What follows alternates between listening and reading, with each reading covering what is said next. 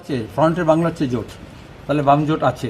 আমরা বলছি শুধু বাম জোট নয়, বাম জোটের বাইরে যে বামপন্থী দল ব্যক্তি গোষ্ঠী আছে।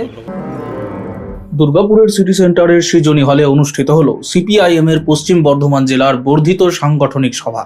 সভায় প্রধান বক্তা হিসেবে উপস্থিত ছিলেন দলের রাজ্য কমিটির সম্পাদক মোহাম্মদ সেলিম। সভায় জেলার বিভিন্ন শাখার নেতৃত্ব ও কর্মীরা যোগ দেন। সাংগঠনিক শক্তি বৃদ্ধি, আসন্ন রাজনৈতিক কর্মসূচি এবং সাধারণ মানুষের সঙ্গে আরও নিবিড়ভাবে যোগাযোগ বাড়ানোর ওপর গুরুত্বারোপণ করেন তিনি।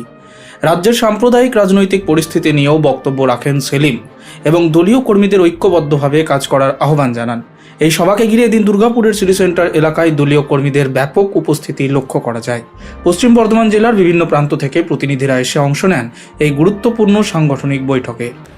আইন শৃঙ্খলার যা অবস্থা হয়েছে, কিন্তু তৃণমূলকে খুন করছে, বিজেপি বিরুদ্ধে লড়ছে, তারপরে হিন্দু মুসলমান করছে, তারপরে মন্দির মসজিদের রাজনীতি এই জায়গায় নিয়ে গেছে। বিভাজনের রাজনীতি মানেই হচ্ছে একটা কম্পিটিটিভ কমিউনালিজম, এবং তাতে হচ্ছে একটা মারামারি উদ্যোগ তৈরি করা। সেখানে এটা তো আমাদের লজ্জার বিষয়, পশ্চিমবঙ্গবাসী হিসেবে লজ্জার বিষয়।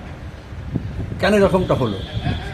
এবং ওরা মমতা ব্যানার্জি যখন বিরোধী নেত্রী ছিলেন, যখন তৃণমূল নেত্রী ছিলেন, তখন তিনি বলতেন কেন্দ্র বাহিনী চাই। এমনকি তার সিকিউরিটি তিনি বলতেন রাজ্যের পুলিশকে নেব না, যারা রেলের ওয়াগন ব্রেকারদের আটকাবে, মমতা তাকে নিয়েছিলেন প্রোটেকশনের জন্য। Bureau report, street voice digital.